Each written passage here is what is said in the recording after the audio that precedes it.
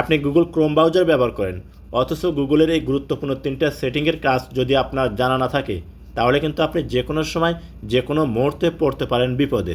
প্রিয় দর্শক, আমরা গুগল থেকে প্রয়োজনে অপ্রয়োজনে যা কিছুই সার্চ করি না কেন, এই সমস্ত সার্চ হিস্টোরি গুগল কিন্তু রেখে দেয়, যাতে ভবিষ্যতে আপনি যদি কোনো প্রকার অন্যায়মূলক কোনো কিছু সার্চ করেন না কেন, সম্পূর্ণ কিন্তু প্রমাণ হিসেবে আপনাকে দাঁড় করাতে পারে। তাই বিপদে পড়ার আগে গুগলের সার্চ হিস্টোরিটা আপনাকে অবশ্যই ডিলিট করে রাখতে হবে।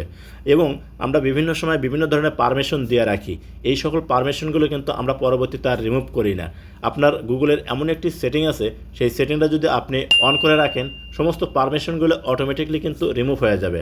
তো চলুন, কোথায় গেলে এই সেটিংগুলো পাবেন এবং কিভাবে অন করবেন, স্ক্রিনটা লক্ষ্য করুন, আমি আপনাদেরকে দেখিয়ে দিচ্ছি। যদি ভিডিওটি দেখে আপনার ভালো লাগে তাহলে অবশ্যই সাথে থাকবেন। প্রথমে আপনার মোবাইলে থেকে গুগল ক্রোম ব্রাউজারটা ওপেন করে নেবেন। আপনি যখন গুগল ক্রোম ব্রাউজারটা ওপেন করবেন, আপনার সামনে এরকম শো হবে।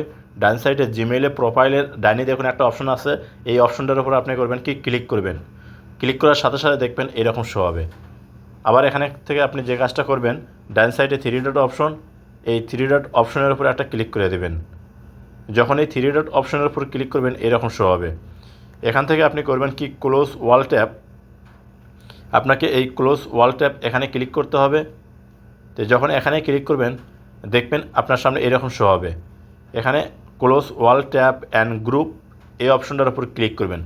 যখন এখানে ক্লিক করবেন দেখবেন সব কিছু এখান থেকে কিন্তু ডিলিট হয়ে যাবে। এরপর বাম সাইডে দেখুন প্লাসের মতো অপশন, আপনি এই প্লাস অপশনের উপর ক্লিক করবেন। ক্লিক করার পর ডান সাইডে যে 3 ডট অপশন আছে এখানে ক্লিক করবেন। যখন এখানে ক্লিক করবেন এরকম শো হবে। এখান থেকে আপনি ডিলিট ব্রাউজিং ডাটা এই অপশনটার উপর ক্লিক করবেন। যখন এখানে ক্লিক করবেন দেখবেন আপনার সামনে এরকম শো হবে। এখানে করবেন কি উপরে দেখুন আপনার একটা অ্যারো চিহ্ন আছে, এই অ্যারো চিহ্নের উপর একটা ক্লিক করবেন। যখন এই অ্যারো চিহ্নের উপর ক্লিক করবেন এরকম শো হবে। এখানে দেখুন আপনি কতদিনকার ডাটা ডিলিট করবেন। এখানে কিন্তু আপনার 15 মিনিট আছে, 1 ঘন্টা আছে, 24 ঘন্টা আছে, 7 দিন আছে, 4 সপ্তাহ আছে এবং অল টাইম।